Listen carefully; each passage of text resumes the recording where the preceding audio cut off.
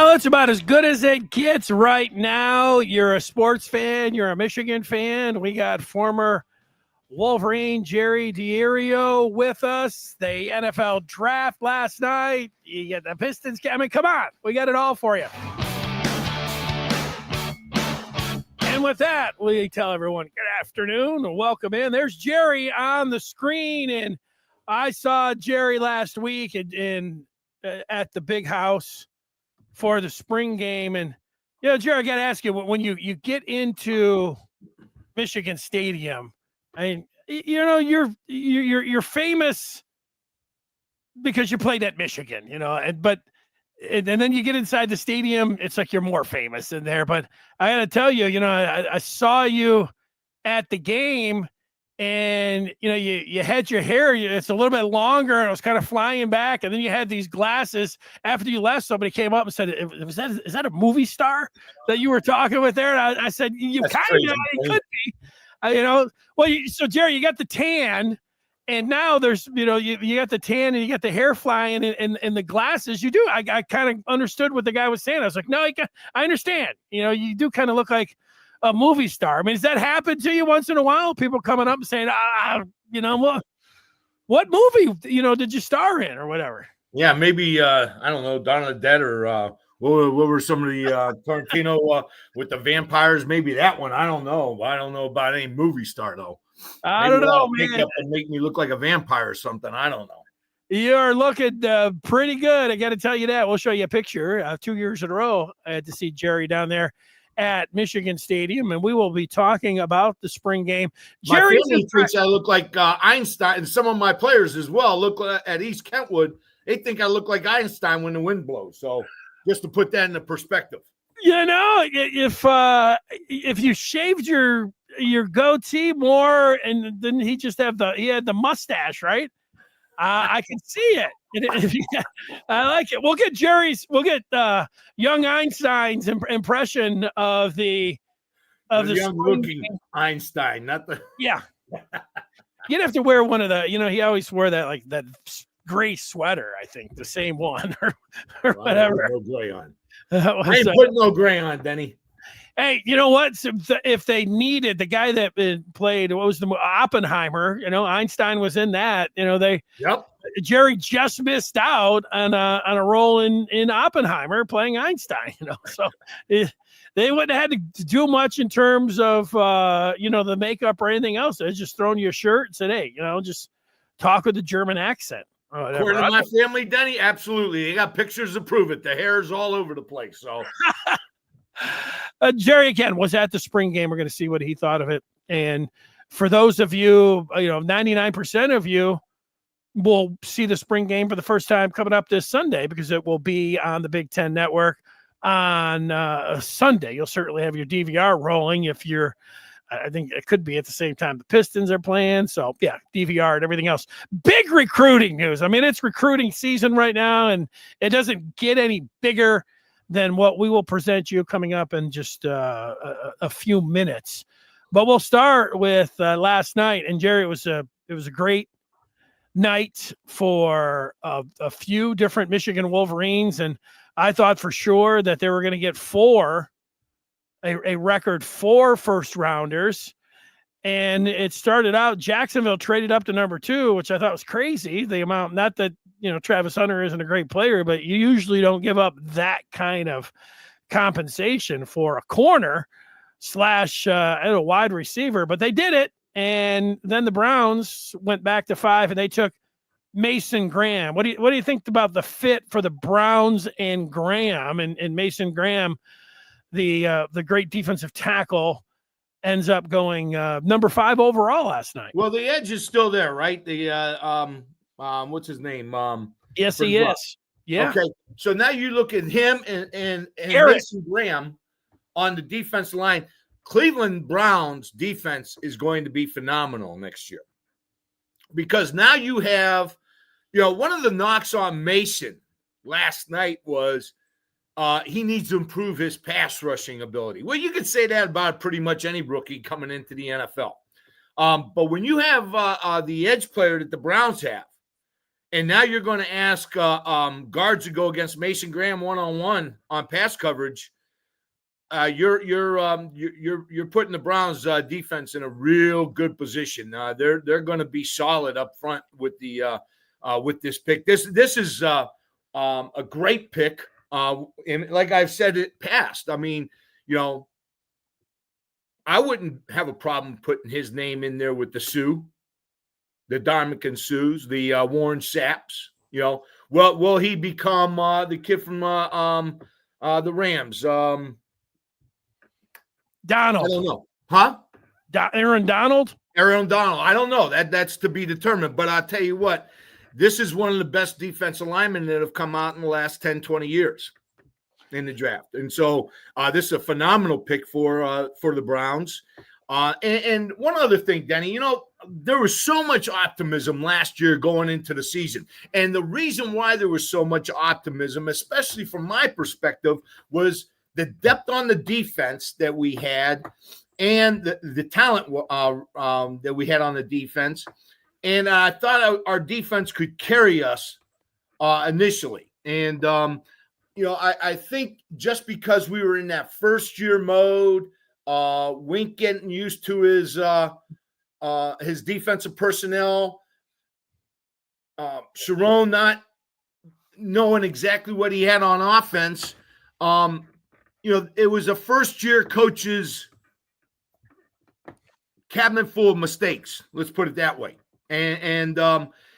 But now I think you see why there was so much excitement, and that's why I'm excited about next year's team too. Yeah, we lost 2 first-round defensive linemen, and how do you replace that? You don't replace that. That's the answer to the riddle.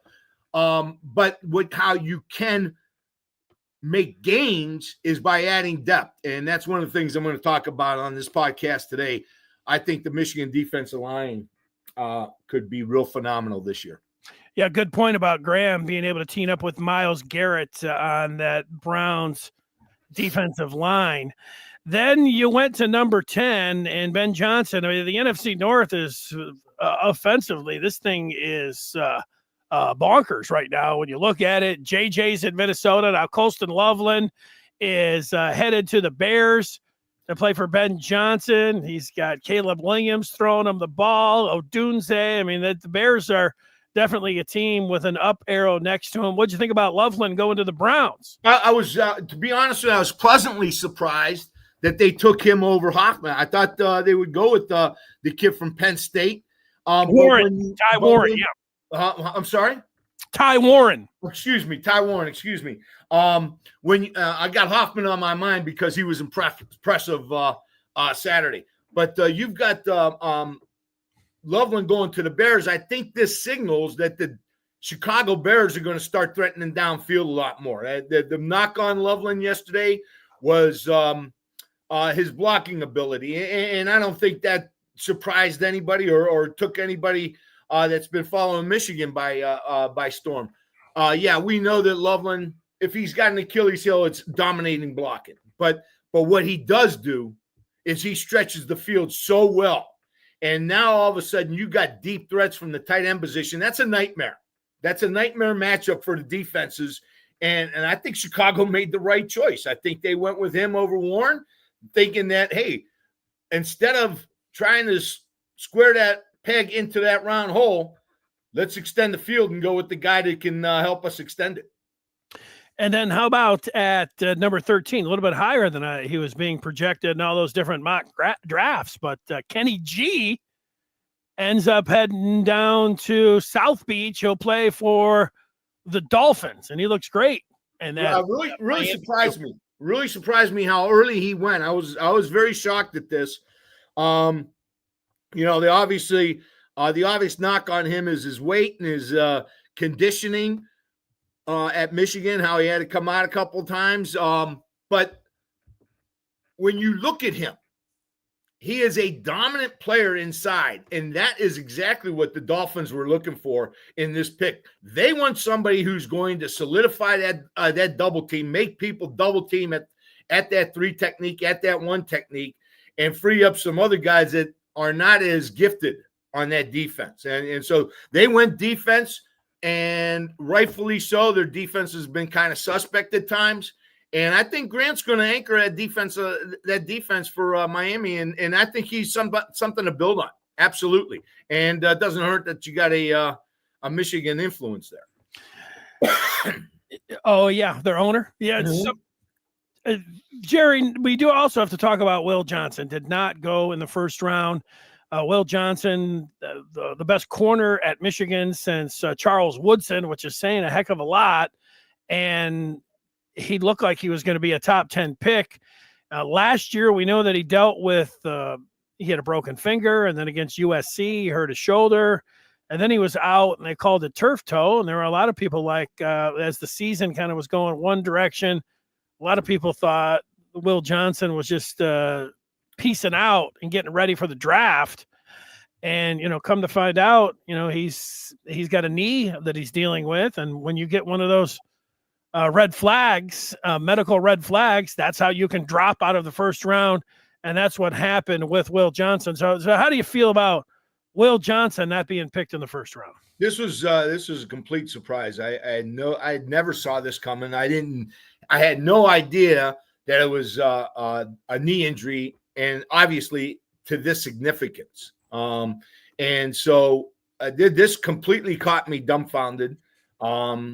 I honestly believe that whoever gets him right now probably gets a steal, because I think unless this knee is really bad, unless this knee is in real bad shape, he's going to come back and he's going to be a lockdown corner. He's 6'2". He's got big size, big range. He's not as fast as some of your corners that you want to be, but he has got that range to make up for some of that speed.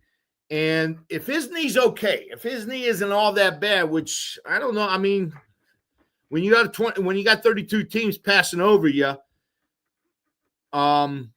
it's either an injury or something they haven't liked about what they hear about you.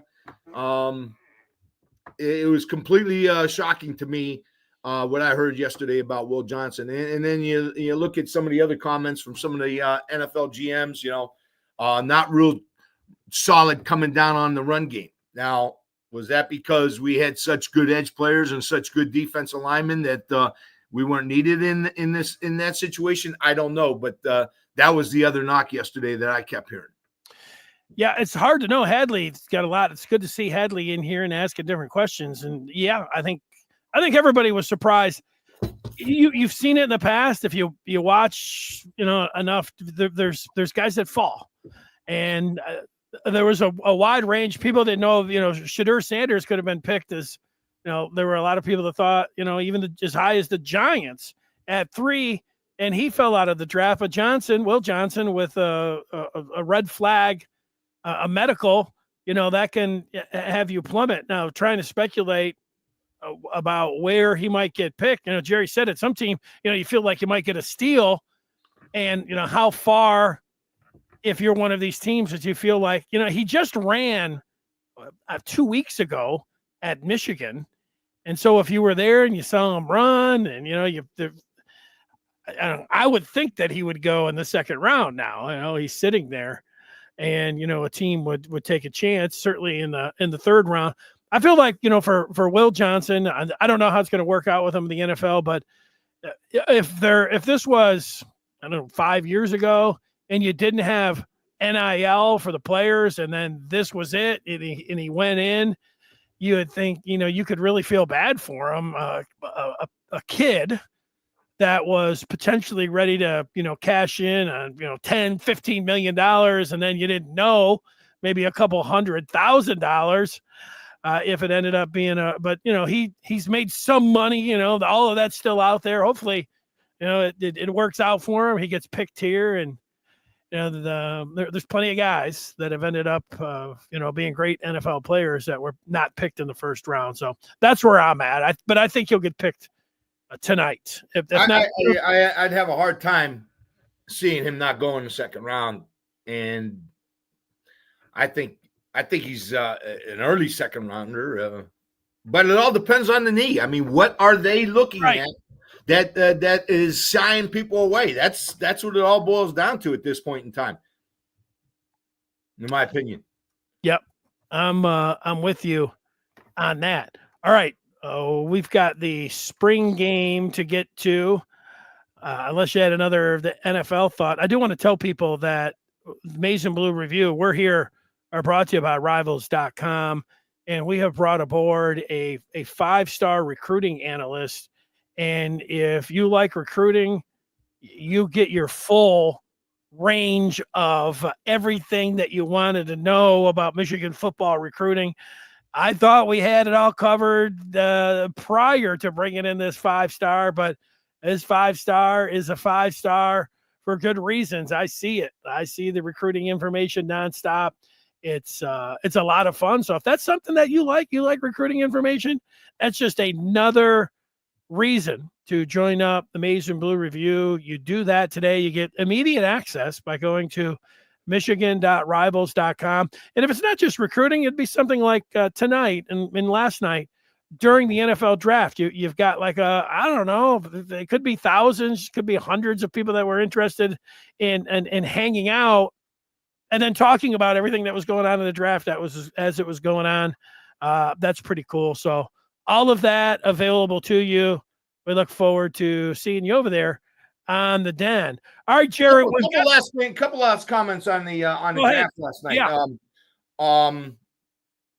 Yeah. First of all, I saw somebody on here. Do you think the Browns, the Ohio State people are going to like Mason Graham? The short answer is absolutely. All is forgotten when you start putting W's up and start dominating out there. And this defense for the Browns is going to be very dangerous. And you're gonna see Ohio people embrace the heck out of this kid once he starts dominating the NFL like he did college. Yeah, good point. That's the way it works. When Chris Spielman came to the Lions, it was like, wow, that was a good pick, and he ended up being one of the, if you're a Michigan fan, Lion fan, one of your favorite players of all time. Of all time. Yeah, great guy, great player. All of that. I do want to say it was Ferris earlier in the week was like, screw all the Ohio State players. It's all about Michigan in the draft. And I was like, yeah, really, it's not like that once you get into the league. But also, this was one of the last times, if not the last time, where it's one of those nights where you're celebrating the 23 national championship again with a tip of the cap.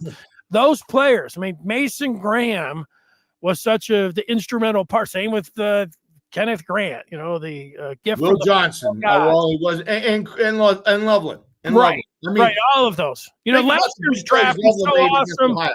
Last year, they all were. It was in Detroit. They day 2, they all went up there on stage. They had the victors. And everybody was tipping their cap and everything else. That was awesome. And then, it was again last night.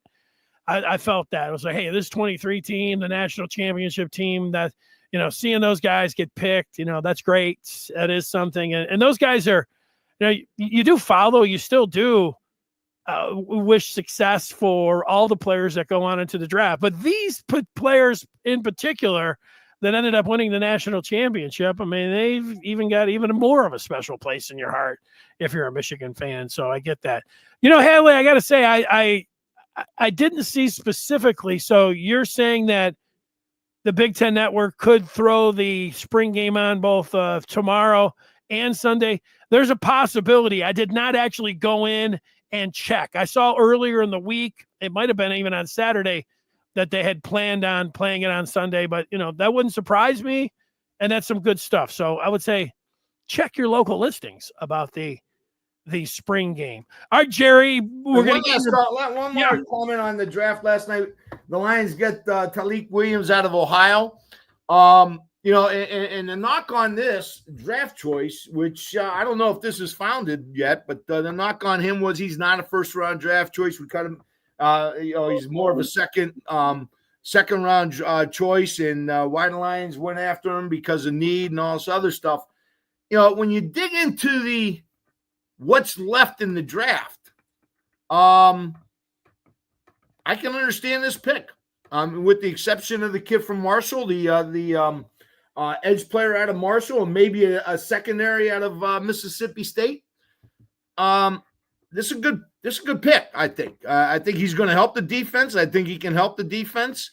Obviously, he's played in some really big games, and that's going to help him. And I don't think there's many reasons to question why the Lions picked him up. Yeah, the kid from Marshall's got a rap sheet, so there's something you have to deal with there. And at some point, somebody is going to deal with him. But if this was in the past, I think there might be a lot of questions. But the way that Brad Holmes has attacked the draft, he's not done it once, he's not done it twice, he's done it multiple times. And he has gone and he has done well in the first round. He's done well in the second round. He's done well in the entire draft. He does great in free agency. I mean, he is the best GM that I've ever seen in what he is doing right now at the start. So there's a little bit what you have going on. I mean, he knows what he's doing, and that's fine to say you felt like maybe you could have gone another direction, but there's also the part that you see him going after it and making picks. Hell, it was only 2 years ago that I didn't think they should have taken Jahmyr Gibbs. I didn't think yeah. Absolutely. The guys made some great picks, and what I'm seeing with the rest of the best, or the best of the rest, it's hard not to go with it. Mm-hmm. Jerry, your impressions of the spring game, or do you want to handle this question right off the jump here from JB, who wants to know what the biggest concern is, not having a true left tackle or starting a true freshman at quarterback? I like the phrasing of this question. How do you look at that particular point about a true left tackle or starting a true freshman at quarterback? Well, first of all, left tackle at Michigan is not the left tackle we know and love. The left tackle of Michigan is a run blocker as well as a pass blocker. Yeah, it's a huge position on the offensive line, but they're all huge positions on the Michigan offensive line because we run the ball so well. Not to mention, I saw Sprague against Alabama, and there were times where he was absolutely dominant. Am I saying he's the pencil in there guy? I don't know. He probably is, but from what I saw on that offensive line Saturday, I'm pretty optimistic and pretty excited. Having a true freshman quarterback is always a concern because of the physicality of the game now, the different physicality of the game he's going to have to withstand, and especially in Lindsey's offense, is Lindsey going to run him a little bit more? So that's always a concern. My biggest concern with the quarterback room is the lack of depth, and it was apparent on Saturday. It's one thing already since the spring game. We did hear Sharon Moore say that Mikey Keene is throwing, so they might feel good about that. Also, in the transfer portal, they are still looking at, and this I talked about that 5-star recruiting analyst that we have on the Mason Mill Review right now. You can see all the names there when you sign up, but they're going after a number still of tackles. I saw a wide receiver that they're still going after, and also a corner in the transfer portal. And once fall comes around, they will have Anthony Simpson from UMass. He's a wide receiver that is transferring in, and they also have a wide receiver that will be a true freshman who could help out in Washington. So there's that for people that, and that's not what JB was talking about here. The thing for me, Jerry, and it's great, you're a former offensive lineman. Link started 11 games at right tackle last year. And then for the bowl game, he moved over at left tackle. And then Sharon Moore did say that, that Crippen, El Hadi at left guard, and that Sprague were solid, in terms of starters. And then he talked about a rotation. But, if Sprague is that good, my question to you is, why don't they move him to left tackle? And why don't they put Link back at right tackle? What went into that? So Link had all the starts there, but then, he got better as the season went on, and he played well at the end. But then they move him over to left tackle. He played well in the bowl game, and then Sprague, who hadn't started, gets his first start in that bowl game, and everybody raves about him. So he's got just one start under his belt, but Link's got 12 starts under his belt. So I'm not as, I think people are down, and here's, it's a true left tackle, but, specifically to my point, why don't they, if Sprague is just this precocious young tackle, why don't they put him at left? Well, again, Denny, I'm going to go back to the original statement I just made. I think about it from a coaching perspective, okay? I'm a run-oriented coach. Everybody knows that. I'm not surprising anybody. Well, guess what? I always usually line up my best on the right because I'm a right-handed team. I want to roll to my right with play-action passes. My right tackle is more important than my left tackle. At the same sense, maybe they see Link as a better pass blocker than they see Sprague. Hard for me to see that, but maybe that's what's in their thought process as well. Maybe they move Sprague over because they know they're going to be running the ball a lot more, and they're a right-handed dominant team. And Link at the left tackle might be a little bit more experienced and a little bit better pass blocker initially in the season. That would be my take. That would be my my answer to that. That would be the only answer I would have, basically. I like that. How about, is there anyone that jumped out? There we are, 2 years in a row at the spring game coming up. There's where Jerry, I was saying, somebody said he looked like, who was that movie star you were talking with? And I was like, no, he's a former Michigan player. And the guy was like, oh, well, that makes sense. But, there's the movie star with his hair flying out the back there. Anything else that jumped out with the spring game to you that you wanted to mention? Well, Denny, you lost quite a bit of weight, and every time I call you, you're in the freaking gym. So that was one thing that stood out to me. I think you look great as well, Denny. How's that? Well, hey, I appreciate that. That's nice to hear that kind of motivation. It helps you keep going on there. Here were some of the spring game standouts in terms of stats, and I think you mentioned earlier, Jalen Hoffman. Impressed the heck out of me. Impressive, but not just the receptions. And I'll tell you, one of the biggest plays that really impressed me from not just him, but also Underwood, it was like a 12 or 14-yard play. The blue team was going to the south end, and it was a check down. It was just a simple little check down, and Bryce came off the downfield read and hit a wide open Jalen Hoffman in the flat, and we got a first down. The blue team got a first down. But other than that, this kid was a blocking machine Saturday. He really did a nice job blocking. I liked what he did.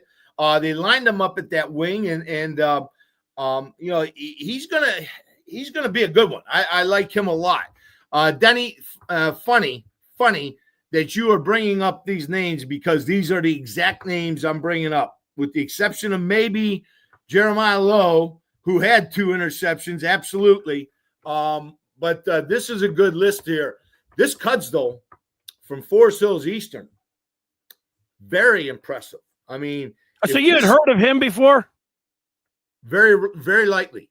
Yeah, very lightly. Okay, I think that he was on the state championship team for Forest Hills. No, that was Forest Hills Central. Excuse me, my bad. Excuse me, I backed that up. But from what I understood, he was a walk-on from Forest Hills Eastern out here in Grand Rapids. And I'll tell you what, there was one thing that Bo always talked about with his running backs. Do you come out the other end of the line of scrimmage? In other words, there's a mass pile of bodies. Are you going to come out the other end, or are you going to go back to your side? And time again, this kid came out the other side, not to mention some really big runs that he peeled off by understanding where the hole was going to bounce to. And so this might be one of the reasons, this Cudsdale might be one of the reasons that everybody is so high on the Michigan running backfield. I mean, you had Hayes look good. You had Marshall look good. But I'm going to tell you right now, this Cudsdale really impressed the heck out of me. Absolutely. Yeah, I thought he looked like I thought at the one point when he went breaking out there and went for a long run, I thought it was Jordan Marshall. I mean, that's what he kind of looked like him. He was on the Mays team, and I think Marshall's 23 and Cudsdale's 24. I don't know how impressed Jerry would, because it's a spring game. Because right after the spring game, they went out and signed 2 running backs out of the transfer portal. which was a little bit of a surprise. Well, maybe they're thinking, hey, listen, our third running back is a former walk-on. We got to pad it up. Okay, fine. You're just deepening up your depth. That's all well and good. But they better come in with something, because this Cudzell really impressed the heck out of me. I like him a lot. This Dom Nichols, I've been touting him for a couple of years now. I saw him last year in the spring game. I saw him last year on special teams. I saw him before the game, and I had a chance to talk to him before the game. He's got a little bit of an attitude, and I like it. I like it a lot. He knows he's pretty good, and he's going to compete with the very best of them. He wants that opportunity to compete. And that is why this is another reason why I'm so excited about this defense. It is extremely, extremely deep. When I mentioned last week that Lou had said in publication that he had 3 depths of defensive linemen, he wasn't kidding. In fact, he might have 4. This Paul that you don't have on the list. Paulie. Whoa. Explosive. This kid comes off the ball. He uses his hands well. And I hate to say, he kind of reminds me of somebody. Kenneth Grant? But I'm going to hold that back for a little while, okay? Oh, all right. Let's see him play a little bit before we start comparing him to him. But he's an impressive young man at that 3 technique. Very impressive. I'd like to say something for all the people that are watching or listening on the podcast. It popped up since last Saturday. I saw, and I don't remember exactly who it was, but then I saw some people on Twitter saying the same thing when it came down to the spring game. People just dismissed it out of hand and said it means absolutely nothing. And like I said, I forget who the person in the media was. If you're watching or listening or you have someone that you respect and they say that, you should lose some respect for them. It's context. It's a practice. You can look at a rep and you can see how the guy is performing. It's not about the score. It doesn't mean, the statistics. I mean, they're all out there.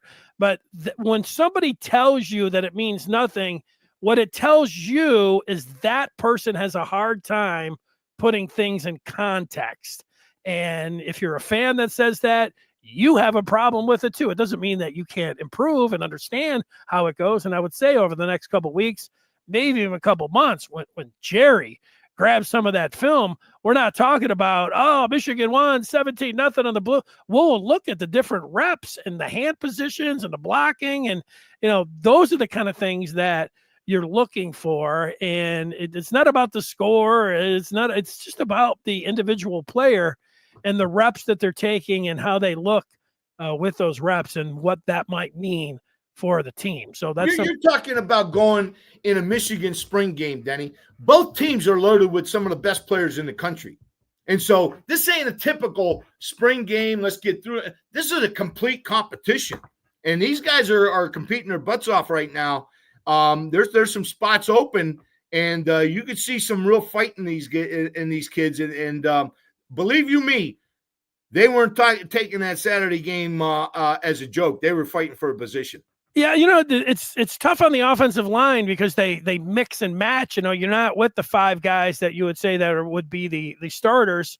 2 or 3 of them can be on the other team, so you have to work with different guys, and it's like that really with all the position groups. So that's a tough one. To get some continuity, and there'll be some things that break up and some stuff like that. But the thing that I wanted to say, Jerry, and I wanted to ask you, because you've been around both the college and even the pro game in practices and in high school, from all of the practices that I used to go to for Michigan, and then I went to a lot of practices when I worked in Detroit for the Lions, I had never seen the amount of throws. Now, they had the 2 quarterbacks. I had Underwood on one side, and you had Jaden Davis on the other. But these guys threw a lot. Usually you have like 4 or 5 guys, and then you wait, they kind of go in turn, and then you'll make a throw. But it was Bryce Underwood. He was bang, bang, bang, bang. I mean, almost that fast. And it was the same thing on the other side with Jaden Davis. And then both of them you saw a lot of different throws. And in terms of Underwood, yeah, he was peppering the underneath stuff, but man, he was throwing long bombs. He was throwing these NFL sideline passes. He didn't end up completing any of those, but he was trying all kinds of different throws. That's something that jumped out. And I want to ask you, since I had never seen that at any college or pro practice, the amount of throws, is that something that is evolved into? Let's get these quarterbacks arms and let's have them, getting that many reps. That stood out to me, Jerry. Denny, I don't know if I mentioned it last week on the show or if it was just between me and you before the game, but I think I mentioned to you that I think Lindsey's going to go deep with Underwood on the first play and try to hit somebody. Oh, yeah. You did. I owe you.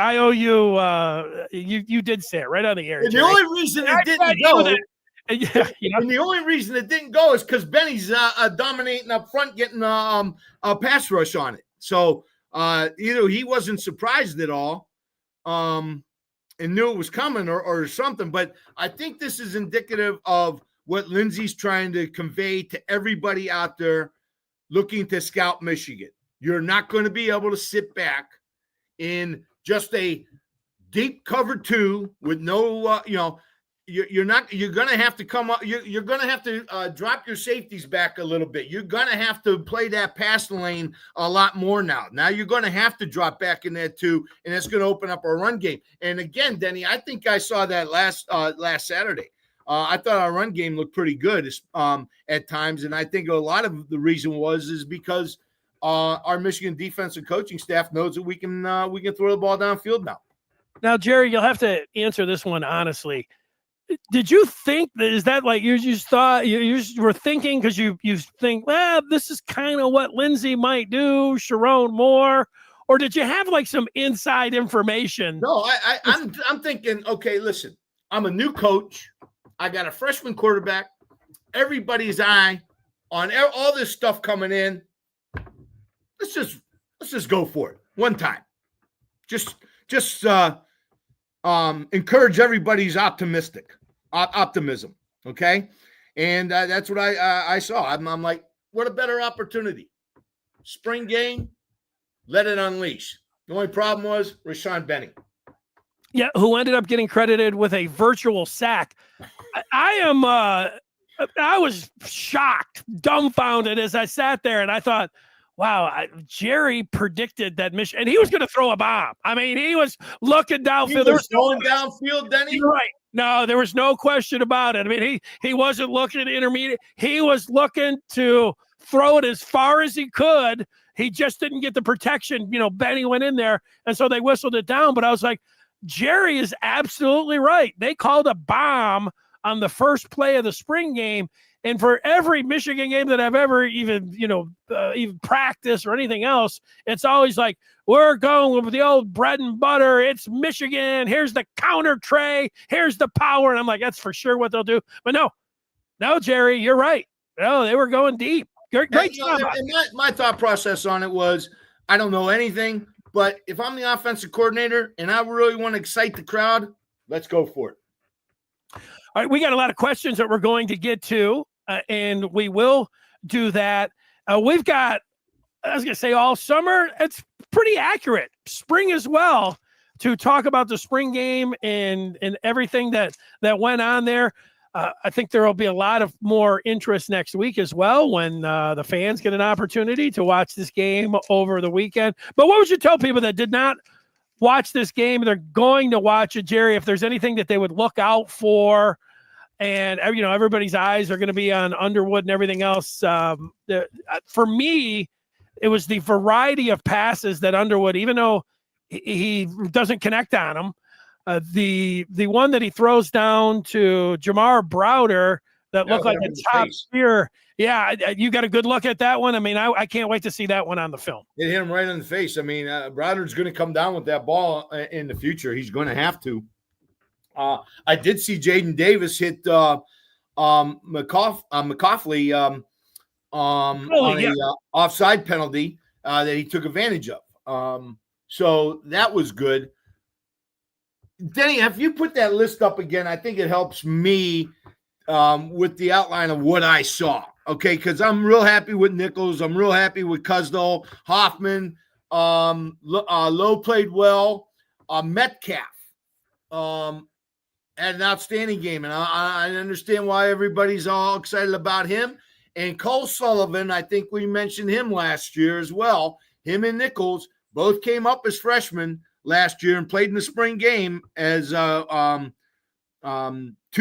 freshmen, and both played well. And Sullivan, not the thickest guy in the world. I don't know how physical he is, but he's always around the ball. He always seems to be around the ball. Nichols always seems to have some kind of pressure on from the edge position. And so when I look at what I came up with last week, what I was going to look at, and I compare it to what I saw in this list up here, defensively, I don't want to say we're as deep as we've ever been, but we're real close. We've got a tremendous amount of depth in the front two positions. Our edges are sound with TJ Guy, Moore, Nichols, and Brandt. And let's not forget, we still got this Marshall kid coming in. We don't know where he's going to be. And there's another freshman that I saw had some pretty good stuff going on Saturday. So our edges are going to be good. Interior linebackers, we don't lose anything. And when you add Sullivan to the mix with Reuter and Barnum and Newhouse, you don't get more solid than that. That is a tremendous four in those two positions. Who I'm really excited to see, and I'm wondering, I think Earls might be starting that first game. Jamar Earls, a true freshman at corner. He reminds me. Big, tall kid, 6'2", good cover skills, and I like him. I like him a lot. I like that size at corner. That's something that makes up some ground at that cornerback position. So I'm excited about him. I'm excited about Metcalf in the secondary. Rod Moore didn't play, but we know what he can do. And there's some other people. Hill is going to be there. So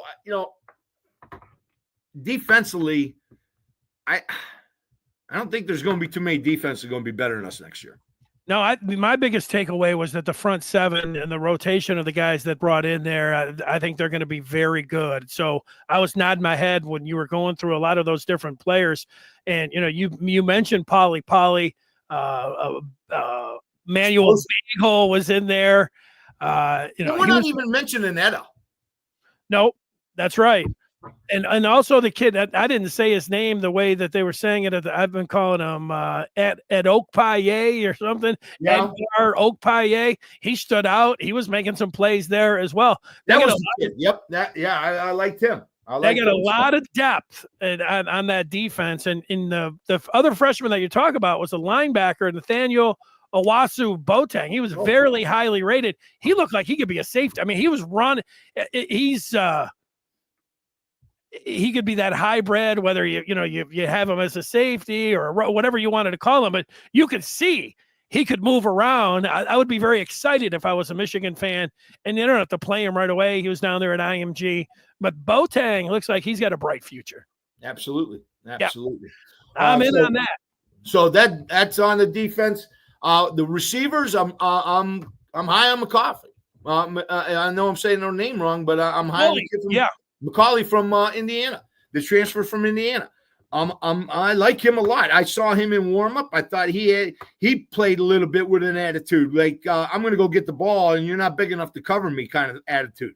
So I'm liking that guy. I'm liking Moore. He did drop one. I was kind of ticked off at that, but Moore's going to be around. Shamaz Morgan's going to have a part in this, and then we'll see what happens with this new transfer that's coming in. Right. There you go. Fred Moore did drop one. We'll take some of the feedback. Let me get to this recruiting news. We also have some basketball news. Roddy Gale Jr., he's coming back to Michigan. And out of the transfer portal, Yaxel Lindenborg, you'd probably heard of him. He's committed to Michigan, but I think he even said himself that he was, what was he say? Did he say 80-20? That he's probably going to the NBA, but he's visiting Michigan this weekend. And whatever the NIL and whatever Michigan knows that he's eyeballing the NBA, and he's looking for that guaranteed contract, even if he's in the second round. Whatever Michigan can do and whatever they can try to do to lure him is going to be happening over this weekend. So it's a big weekend for Dusty May with Lindenberg being in town and seeing if they can sway him to stay around. So keep an eye on Yaxel this weekend for some news. A lot of love and given to Dusty May this Saturday as well. I mean, the people were very, very happy with Dusty and what he's done with the basketball program. So that kind of stuff resonates with people coming in. Yeah, he had a little bounce of the step on the sideline. I could see that. I saw that. Kind of like that bounce of the step that you had, Jerry, when you came over to take the picture with the Michigan fans. I like that. So I have on the screen a 5-star quarterback from California named Brady Smigiel. He's 6'4", 205 pounds. Michigan is going to get this guy. And it wouldn't surprise me if it was sooner rather than later. He is going to commit to Michigan. Now, Smigiel is someone who is, you think, why would a 5-star want to come in with Bryce Underwood, being a freshman this year? And if you just go through it, Smigiel would be coming in. He could redshirt in 26 when Underwood was a sophomore. And then in 27, he would be a redshirt freshman, and that's when Underwood could be a junior. And Underwood in 28 would be then off to the NFL, and then Smigiel could be in the system for 2 years. That doesn't sound like a bad plan. Jerry, it used to be you would stay around for a year or two before you actually were thrown in there. And the way Michigan, the way they're recruiting, and you're playing behind a guy that you think, maybe could be a first-round pick. Hell, he could be the first overall pick. This is I can see this would be an excellent situation for Smigiel. Now, there's one of the services has him ranked as the 18th best quarterback. Rivals has him at number 5. I think ESPN has him at 4, and I think 24/7 has him at 8. What he is he's a consensus top 10. If you're like, oh, he won't be a 5-star, whatever, you might be right about, but he's the consensus top 10 guy across the board. And you get a point man for me for the 26 recruiting class. The quarterbacks go out there the way they recruit. This is nothing but great news for Michigan right now. Well, Denny, if there's one disappointing thing I saw Saturday, it was the lack of depth at the quarterback position. And it's not just I'm not, don't get me wrong, I'm not down on Davis or anything like that. What I'm saying is when you have 2 quarterbacks taking every rep in the spring game, that's an issue. That's a major issue, in my opinion. I'm wondering where the heck Herb Street was. I wanted to see anybody at 3rd and 4th quarterbacks. Just give me somebody to look at, and that was disheartening to me. We're still in a quarterback situation, and we have a great one, and I think our offensive coordinator is going to help him out tremendously and take some pressure off him and put the pressure where it needs to be on some of his veterans. But we definitely need to build up that quarterback room for the future. And, don't forget, Manning goes to Texas when you were there. So this is a good fit. This is a good fit for this kid. He knows he needs time to develop. If he's objective enough with himself, if he wants to know how to get better, this is a perfect opportunity to get better. Here you have basically a quarterback coach as your OC with one of the best talents in the country at quarterback that you're going to sit behind and watch and see and learn. And so this is a great opportunity for this young man to come in and solidify our quarterback room once and for all. Yeah, my thought is that Brady Smigiel, his nickname would be Bugsy Smigiel, like Bugsy Smigel. But I did not see Lord of the Rings. Jerry, are you familiar with Lord of the Rings? Yeah, I saw it. It's been so long. I don't know.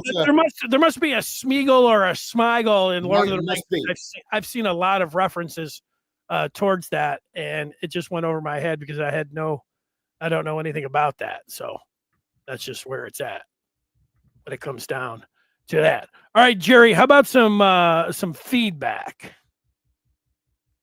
You ready? Go ahead.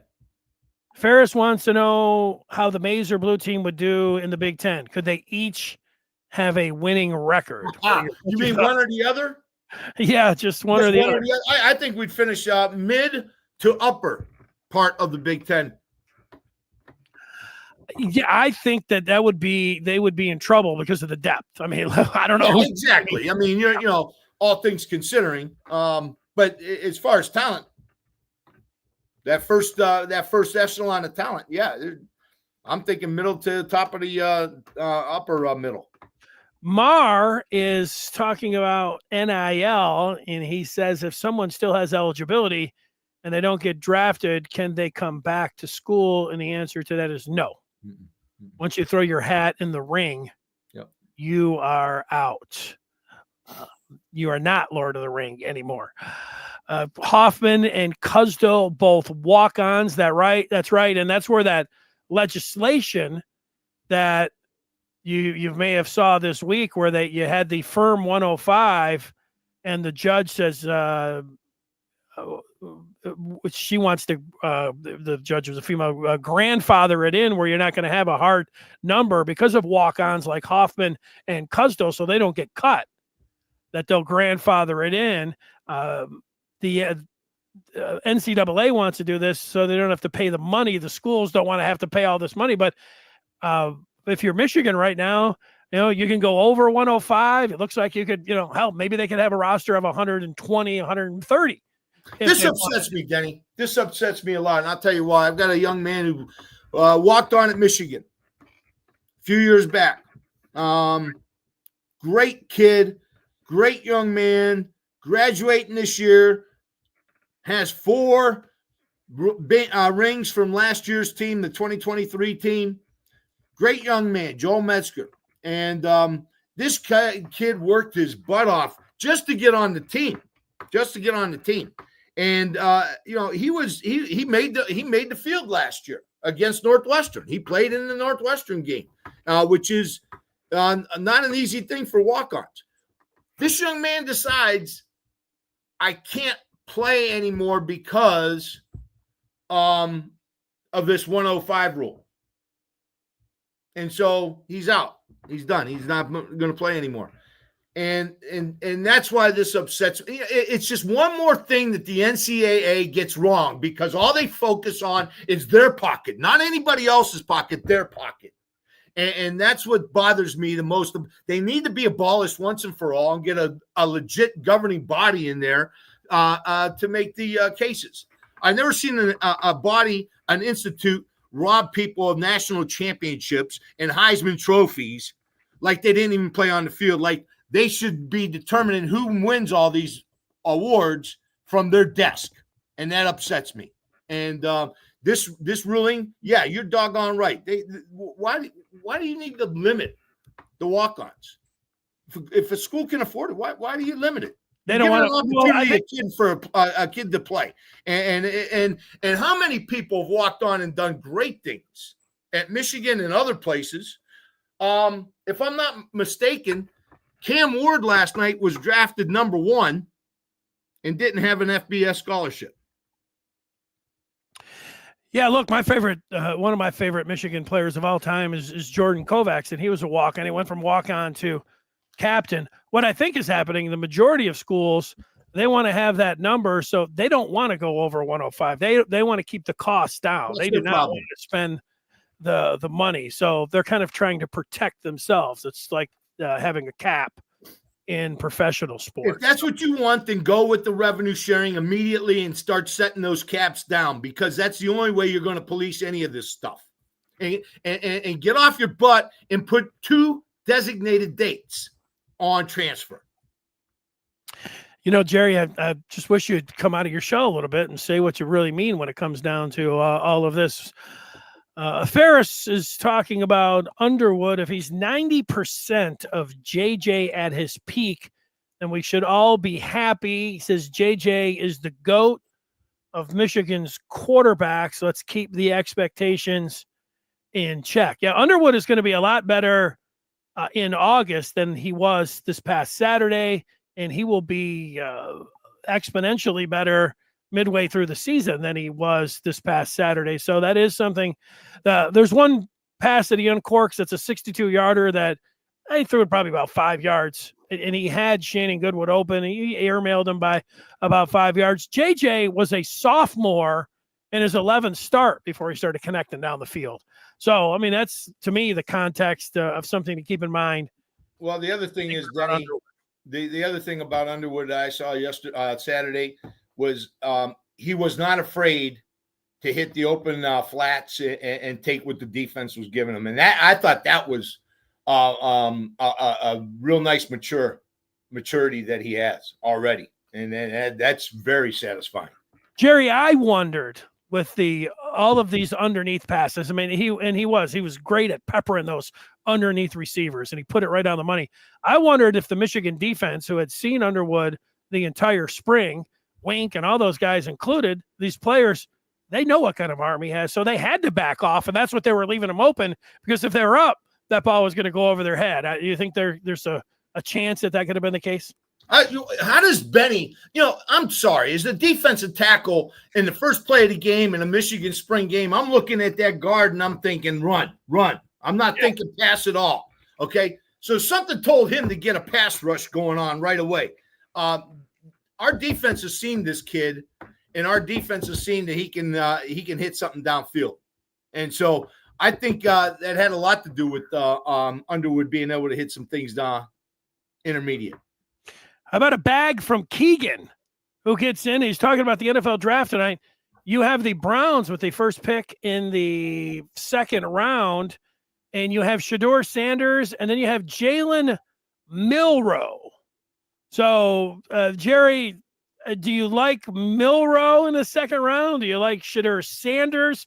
Is there any team? Do you think the Browns, who, they're not sitting there really with a quarterback? I mean, they have some, but nothing there. I think the Steelers should be jumping in to grab one of those two guys. But do you see a fit for Milroe or Shedeur Sanders, or do you think that these guys could fall out of the second round?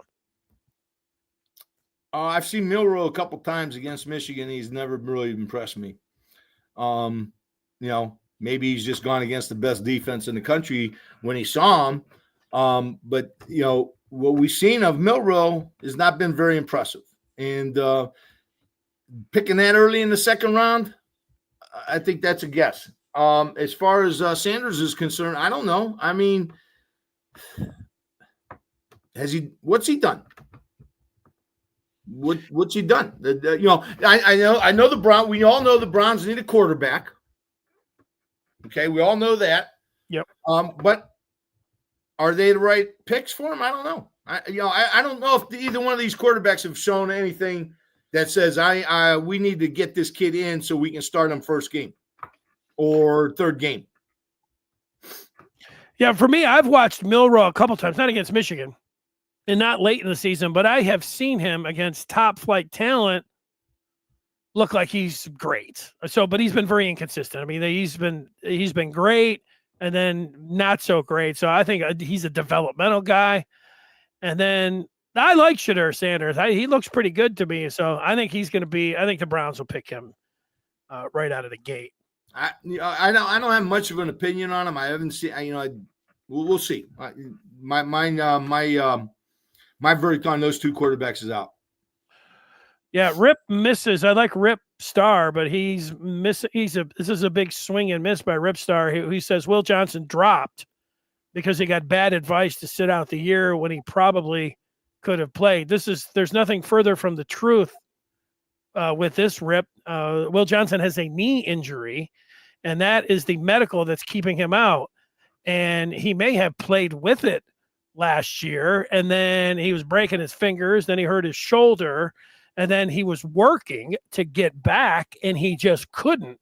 And now this is where he's at right now. So this part about he probably could have played is absolutely incorrect. And then there was no bad advice. He had a knee injury that he was working through and trying to get back out on the field. Now, it did coincide. I understand why people think that, because Michigan's season, as Will Johnson, he got hurt against USC, and then, there was the loss to Washington, and then there was the loss to Illinois, and then everybody's like, oh, well, he's just sitting out for the draft. Well, that's not the case. I mean, he had an injury and he was trying to get back. So even if he's just sitting out, let's say that he just sat out last year, he didn't like the flow of the team, and he just wanted to say, nobody's going to jump off him if he's healthy. And he's not going to look bad. Good point. And he's not going to look bad in the combines if he's healthy. There's something there. He's not healthy. He's not right now. And whether he can get right, if he can get right, it's a steal right now. If he can get back to where he was, this is a steal. Go get Will Johnson. But if you're that concerned with them, no, there was no fluke there last year, not him not playing or his attitude. No, it has nothing to do with it. I think it has everything to do with an injury that none of us saw. Right. I'm with you on that. There we are. Here is Keegan saying he owes me $20 for Milroe going in the first round. Yeah. Hey, I was going to say, you could take back your $20. I didn't think we had a bet like that, but I don't know if you can do that once you drop the bag. So, Keegan, we'll just have to get together one time, and I'll remember that. And I would say I'd buy you a couple. I don't know how many drinks. I was out eating hot wings and drinking beers last night when I saw the bill. It was over $120. I thought, wow, how many hot wings and how many beers do we actually drink? They weren't 15. They weren't 25-cent wings, were they, Denny? There are only two of us. I don't know. So I don't know how many beers and how many hot wings. That habanero mango and what was the other one? Asian zing. Woo, man! And blue cheese. Yeah. So that was it. I don't know why I started. Oh, Keegan. Yeah. So I don't know how many hot wings and beers that'll get you, but maybe one or two when it all comes down to it. All right. We can sit here with these questions all day long, Jerry. That's what's going on. That's it. The Rip's asking about the specificity of the knee injury. I don't know about a mysterious knee injury. If you remember, he got something cleaned up heading into the championship season. I don't even know if he played at all in the 23 non-conference. And so then he was out there. I don't have the specifics. Actually, I was looking at it. Somebody was talking about what it was and what he's dealing with and how it's kind of a hit or miss and what he's doing and whether he's going to be able to get back. That's why he fell. But I don't have I've seen a lot of the different medical terms and everything else. This was not one that I was familiar with what Will Johnson and what they were talking about with his knee and the procedure and where he's at. So it's not a mystery anymore. There is something, but it's over my head when it comes down. It's not like an MCL tear or something. It's something else that's going on in there. So that's it. This is somebody, Rip again, saying if it was not such a firm injury, then why was he projected as a top 5? Well, I think people, the pro teams as well. It's like last year. If you're Will Johnson and you're trying to get back and get on the field, but it's not feeling right, you're getting a lot of different doctors talking about what you could do with that knee, you're not going to come out. This is the interesting part. A lot of times we hear about the injuries and they may have just said, look, it's turf toe because they thought maybe he could work back from the knee and he wasn't able to. That's the difference between college and pro. I don't think that you have to tell the truth about the injury. You do in the pros. I mean, they have that in there, but I don't think you have to do that when it comes down to college. Tell the 100% truth about what's going on with an injury. Maybe they just should have said lower body injury, and that would have covered it. Yep. So that's all I have on that. That's it. Keegan talking about it could be a degenerative. So I think that is part of. He could be back with this procedure that he had, but also some doctors weighing in that it doesn't all. You don't really know how it works when it comes down. He could come back and be fine. He could. It might not. When you're talking about speed and a corner, and when you get you don't know. He did just run 2 weeks ago at the pro day at Michigan, so. I don't know, Jerry. So that's it. You have any final thoughts, Jerry? Well, Denny, we got to give a shout out to a good friend of mine, old teammate of mine, Mel Owens. Oh, Mel Owens. The Golden Bachelor. There's your movie star, Denny. Now, Jerry, Jerry's not making a joke here. If you're familiar with The Bachelor, and I don't know, I've watched bits and pieces, maybe a one or two, not seasons, just episodes. My wife watched the thing, Denny. I might have walked through the living room when my wife was watching it. That's about the size of it. But go ahead, Denny. I don't know. I'm just trying to think about the depth of what I know about it. I remember like the one time being out like on the water or something, and the hey, here's the rose. There was one that I was watching. I saw my wife, and there was a girl that I thought was attractive. I think her name was Corin or something. And I was like, oh, I like her. She was a real ditz, but she was attractive. And I might have watched 20 or 30 minutes with that. She was milking a cow or something. I don't know. But so this is the Golden Bachelor. I don't know what you have to be in the golden years. What's your golden anniversary? Is it 50 years or something? I have no idea. I have no idea, Denny, but I'm going to tell you two stories about Mel. All right. Okay. So I'm a young freshman. And it's about a week or two before we're supposed to report for two-a-days, and I had my orientation right before two-a-days. So I just stayed up there. Mel was like the fourth or fifth person that I met. And him and Mike Turgovac and John Wangler are working out in the weight room. And Mel's doing pull-ups. And I look at him, and I think to myself, I'm in the wrong place. Because this guy is built differently than me. He's got way too many cuts and too many muscles that I never even thought were possible. He literally looked like a bodybuilder, Mel, the first time I saw him. That year we ended up winning the Rose by a great team, really a nutty team, a crazy team. They were hard-hitting, intense. It was the most favorite team I ever been a part of. And Mel was a big part of it, and he was the 10th player picked in the NFL draft that year in 1981. And that was the year that George Washington Rodgers came out and all those guys. But Mel was like the fourth or fifth person I saw, and he had me questioning whether I was in the right place, number one. Number two, the second story, and this is a good one as well. I made the travel team. We were playing Indiana. And Lee Corso was the coach. And if we remember correctly, the year before, Lee went for a tie against Michigan in Ann Arbor. And Anthony Carter caught a pass from John Wangler down the middle of the field. And the place erupted, exploded, and the rest is history. Well, the next year, we went in at Bloomington and beat them 35-0, if I remember correctly. And Mel walked up to Lee and put his arm around him like they were all buddies. And I was standing right there. And Mel said, Lee, never go for a tie against us. Never go for a tie against Michigan. Those are my two Mel Owens stories. Oh, Mr. Martini remembers him running on State Street during the off season, built like a tank.